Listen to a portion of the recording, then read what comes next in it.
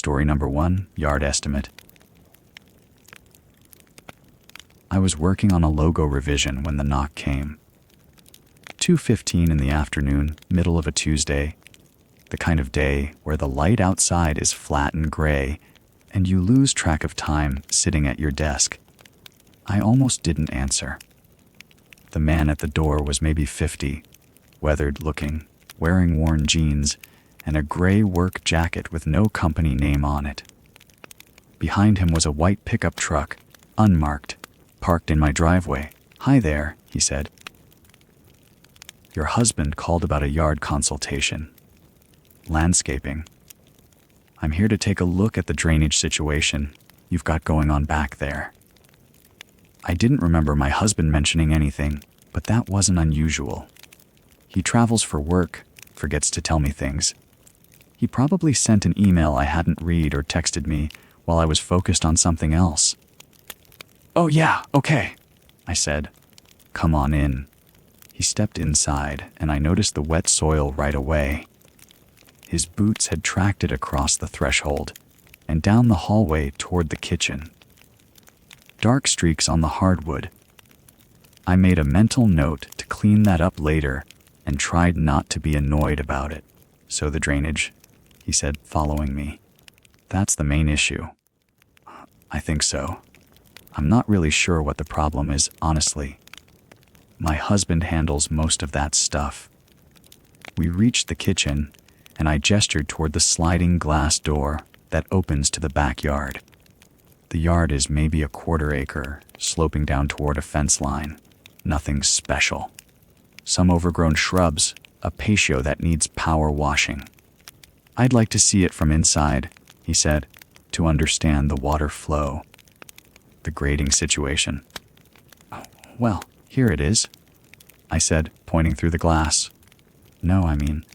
He turned and looked down the hallway that leads to our bedrooms. "I need to see the other exits. To understand how the water moves around the structure. Window access, elevation changes. It all matters." Something in the way he said it made my stomach shift. Not dramatically. Just a small, quiet wrongness. "The other exits are just bedrooms," I said. "The water wouldn't flow through there." "I still need to check," he said, and he started walking down the hallway without waiting for me to respond. I followed him. I don't know why I didn't just tell him to stop right then. Some part of me was still trying to believe this was normal. That my husband had actually scheduled this. That I was being paranoid. He walked past the guest bedroom and kept going toward the master. I could see him glancing into rooms as he passed. Not quick glances, deliberate ones. His eyes lingering on the doorways, the windows, the interior layout. When he reached the master bedroom door, he stopped and looked inside. Then he looked at the master bathroom, then back at the bedroom.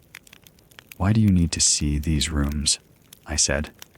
My voice came out smaller than I wanted it to. "Window access," he said. He was still looking into the bedroom, not at me.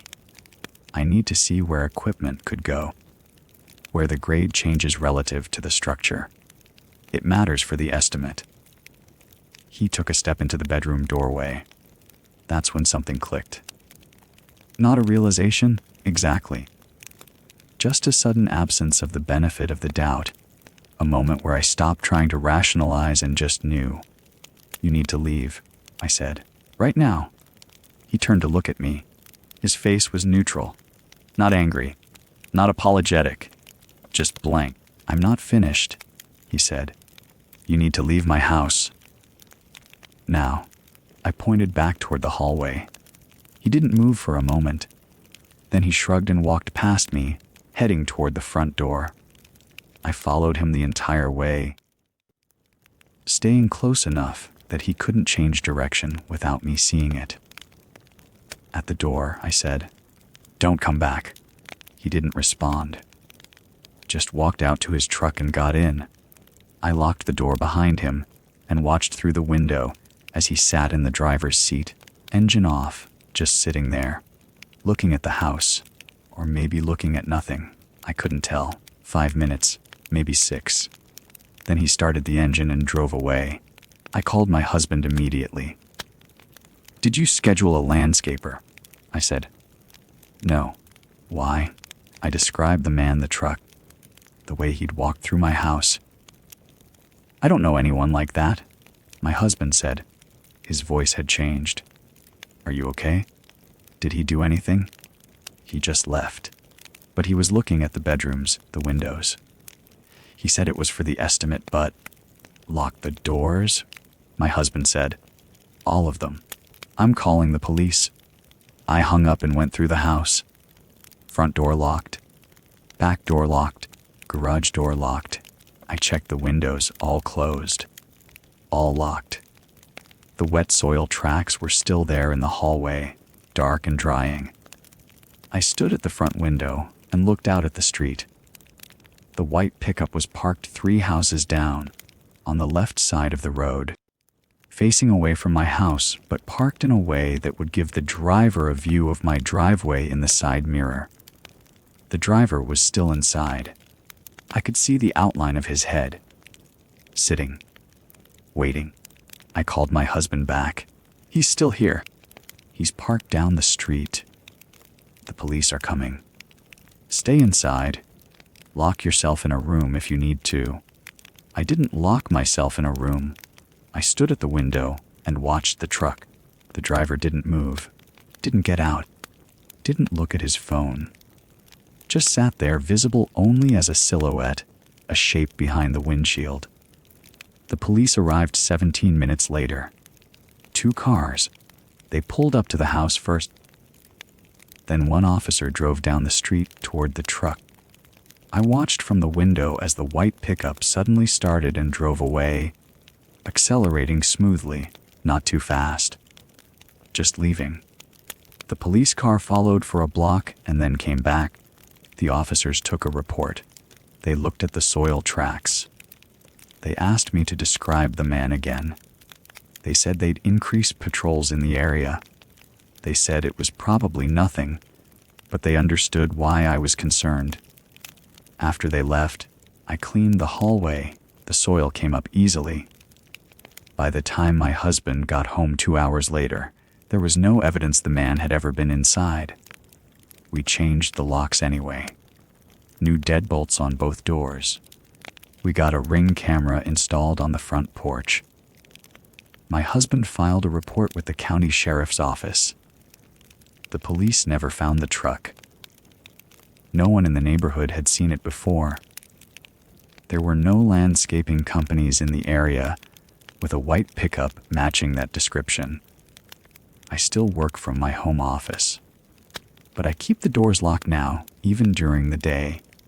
And sometimes when I'm focused on something, I'll notice a sound outside, a car door, an engine, and my whole body goes tight. I'll get up and look out the window, checking the street. Most of the time, there's nothing there. Just the neighborhood. Just the ordinary, empty afternoon. But sometimes I wonder if he's still out there. If he ever really left. If he's just learned to be more careful about which houses he chooses, which days he comes back. I don't know. I just know that the wrongness didn't go away when he drove off. It's still here. It's in the hallway.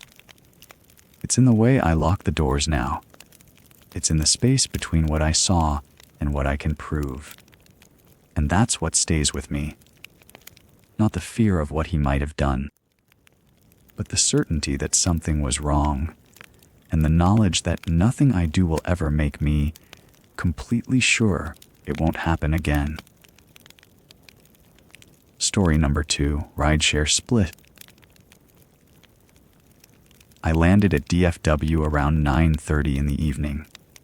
The flight from Denver had been delayed twice, and I was running on bad coffee and the kind of exhaustion that makes everything feel slightly unreal. I grabbed my carry on from the overhead bin and joined the shuffle of people moving through the terminal toward ground transportation. The rideshare pickup zone was crowded. I stood outside in the warm Texas night, pulled up the app on my phone, and requested a ride to my hotel downtown. The estimated time was 4 minutes. I leaned against a concrete pillar and watched the traffic circle, waiting for the notification that my driver had arrived. When the car pulled up, it was a silver sedan, nondescript. The kind you forget immediately after seeing it. The driver was a middle-aged man with a weathered face and a faded polo shirt, the kind gas station attendants wear. He rolled down the window and asked for my name. I confirmed it and reached for the door handle. That's when he said someone else would be sharing the ride. I hesitated. What do you mean sharing? He explained there was some kind of promotion running through the app, splitting fares between passengers heading in the same direction. It would cut my cost in half. I didn't remember seeing that notification, but I'd been half asleep for the last hour of the flight. I figured the app had glitched or pushed an update I'd missed. It wasn't unusual. I opened the back door and got in. The second passenger was already sitting on the far side of the back seat. He was thin, maybe 40, wearing dark jeans and a dark hoodie despite the heat. He didn't look at me. He didn't say anything. He just stared straight ahead through the windshield, his hands resting on his thighs. I settled into my seat and closed the door. The car smelled wrong immediately. There was a chemical air freshener hanging from the rearview mirror, the kind that smells like artificial pine and plastic, but underneath it was something else. Stale cigarette smoke, old smoke, the kind that's soaked into fabric and doesn't come out. The air freshener was barely covering it. The driver pulled back into the traffic circle and merged onto the access road toward the highway. I watched the familiar route to my hotel begin to unfold, trying not to think about the silence in the car. The other passenger hadn't moved. He was still staring straight ahead. I glanced at the driver's phone mount. It was empty. No GPS running. No navigation app. He was driving from memory, or he already knew where he was going. That was the first real moment of wrongness. I felt it in my chest, a small tightening. I told myself it was nothing. Plenty of drivers knew the major routes to downtown Dallas without GPS. It was a simple drive. But I couldn't shake the feeling that something was off. We were on the highway now, heading toward the skyline. The traffic was light. I watched the exit signs pass. My hotel was off the Woodall Rogers exit, about 15 minutes from the airport. We were getting close. The thin passenger in the dark hoodie turned his head slightly toward the driver and said something. His voice was low, almost a whisper. I didn't catch the words. The driver nodded. Then the passenger turned to me. He looked directly at my face for the first time. His eyes were flat, unremarkable. He said, "The Meridian, right? Downtown?" My stomach dropped. I hadn't said anything about my hotel. I hadn't mentioned the name to anyone. The driver had never asked. I'd just gotten in the car, and the app would have shown him the destination, but I'd never said it out loud. "How did you?" I started. "Ape shows the pickup and drop off," the passenger said quietly. He turned back to face the windshield. It was a reasonable explanation, a logical explanation. The app would show the destination. But he'd said it like a statement, not a question. Like he was confirming something he already knew. Like he was testing me. I tried to relax. My shoulders were tight. I forced myself to breathe. This was fine. This was normal. I was tired and paranoid and reading into nothing. We passed the next exit, then the next. The skyline was getting closer, but we hadn't taken the Woodall Rogers exit yet. I watched the signs. We were approaching it. The driver's hands were steady on the wheel. The passenger was motionless. We passed the Woodall Rogers exit. "You missed the exit," I said. My voice sounded strange in the quiet car. The driver didn't respond. He didn't slow down. He didn't acknowledge that I'd spoken. "Hey," I said, louder. That was my exit. The driver's eyes moved in the rearview mirror. He looked at me for a second, then back at the road. He took the next exit, but it wasn't toward downtown. It curved away from the skyline toward an industrial area I didn't recognize. Darkened warehouses, empty streets. Streetlights that cast everything in a sickly orange glow. My heart was moving faster now. I could feel it in my throat. "This isn't the right way," I said. Neither of them responded. The passenger beside me hadn't moved. The driver was taking the industrial road deeper into the warehouse district, away from traffic, away from people. I reached for the door handle. It didn't move. The lock was engaged from the driver's control panel. "Let me out," I said. It wasn't a question anymore. The driver didn't respond. The passenger didn't move. I pulled the handle again harder. Nothing. The door was locked. I looked out the window. We were passing empty lots, darkened buildings. There was almost no one around. "Let me out of the car," I said, and I could hear the panic in my voice now. I couldn't hide it anymore. The driver turned onto another street. Darker, emptier. I grabbed the door handle and pulled with everything I had, yanking it repeatedly, slamming my shoulder against the door frame. The locks were electric. I couldn't override them. I looked at the window. I could break it. I should break it. I was looking for something, anything, when I saw a red light ahead. A red light. A traffic light at an intersection. The driver was slowing down. He was going to stop. I didn't think, I just moved. I grabbed the door handle and pulled as hard as I could. And when the car came to a complete stop at the red light, something gave. The lock disengaged. I don't know if I broke it or if the driver made a mistake, but the door swung open. I didn't hesitate. I shoved myself out of the car and ran across the intersection. There was a gas station on the corner, lit up, bright, with people inside. I ran toward it without looking back, crossing lanes, hearing the car door slam behind me. I made it to the gas station and went straight inside. The fluorescent lights were blinding. There were 2 customers and a clerk behind the counter. I told them I needed to call the police. My hands were shaking so badly I could barely hold the phone. The police came. They took a report. They asked me for the license plate number, the driver's name, the vehicle description. I gave them everything I could remember. They said they'd look into it. The next morning, I called the rideshare company. I wanted to report the driver, to warn them, to make sure it was documented. The customer service representative told me they had no record of my ride.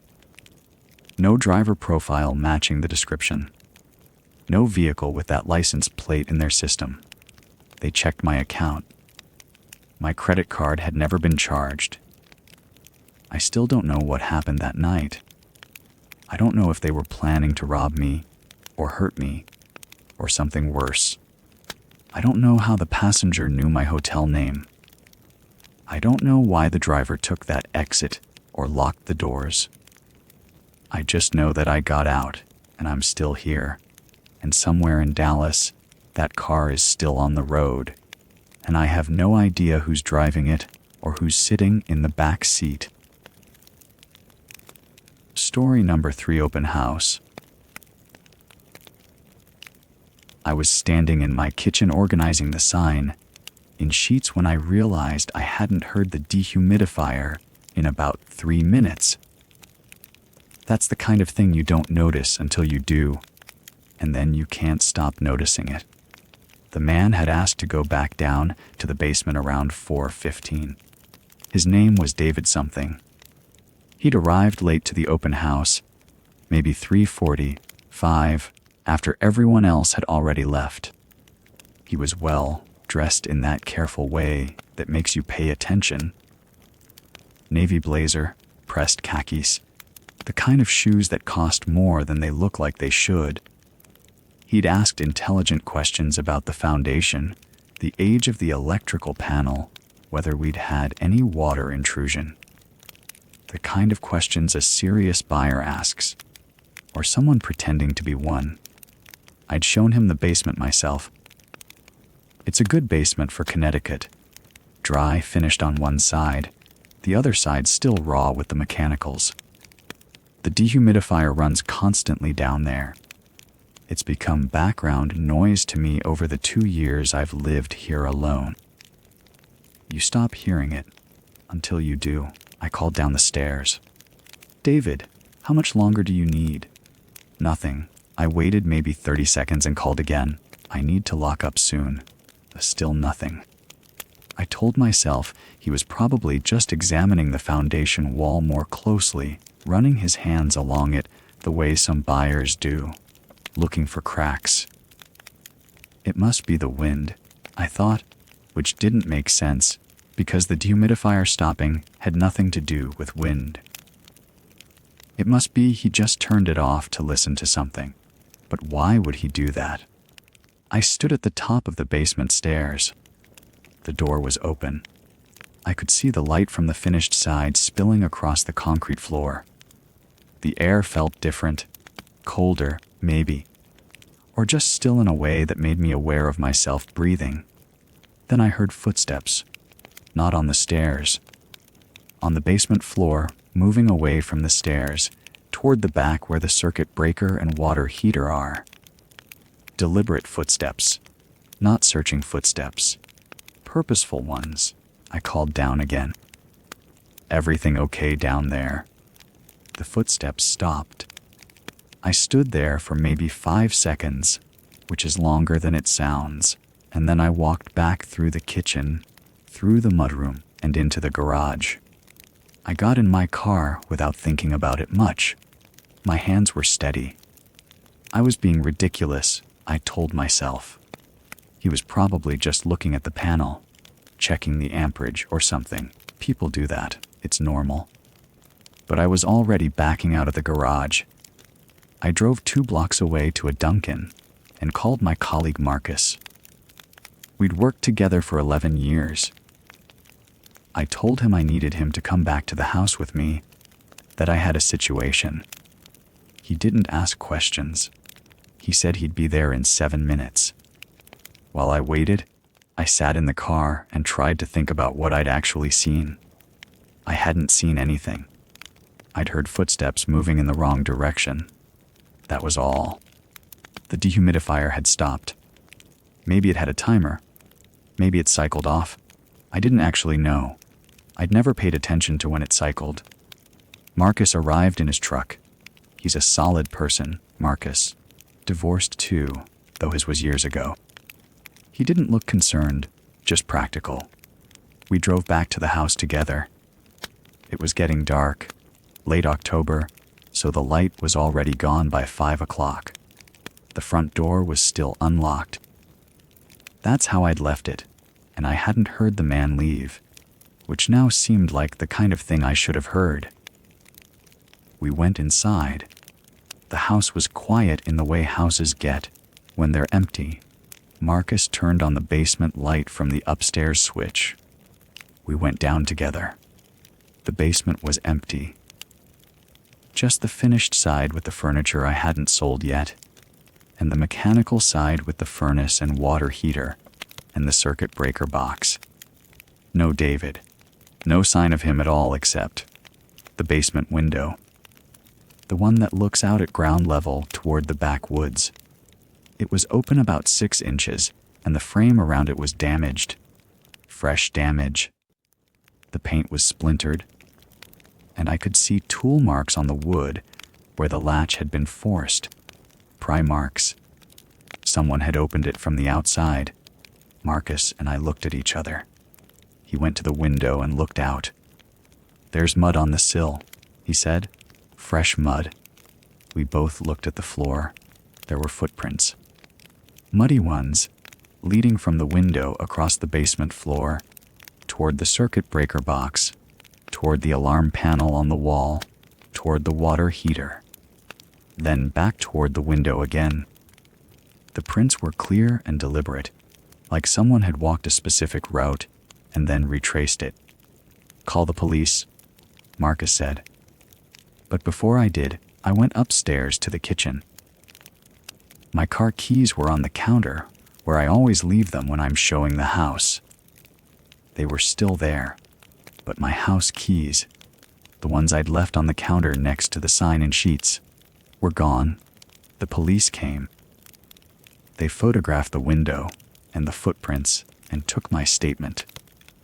They said it looked like someone had been casing the property, checking the electrical panel and the alarm system, looking for points of entry. They said I'd done the right thing by leaving. They said if I'd confronted him or if he'd felt cornered, things could have gone differently. I nodded and said yes. I understood. But what I kept thinking about was the moment the dehumidifier stopped. That exact moment when the sound just ended and everything went quiet. I keep wondering if he turned it off deliberately, if that was a signal to himself that it was time to move, or if it was just coincidence. I keep wondering if he was already inside when I let him down there, if he'd been waiting in the dark somewhere, or if he'd come in through that window while I was showing other people the upstairs. I keep wondering what he was planning to do with my house keys. The police said they'd increase patrols in the neighborhood. They said to change my locks and my alarm code. I did both. But I sold the house 2 weeks later at a reduced price to the first person who made an offer. I didn't care about the money anymore. I just wanted it gone. I'm in an apartment now, on the 4th floor, with a door that locks and a window that doesn't open. I sleep fine most nights, but sometimes I hear a sound. The refrigerator cycling, the neighbor's television through the wall, and for just a moment, I can't remember if it's something that should be there or something that shouldn't, and I lie there in the dark, waiting to hear if the sound stops.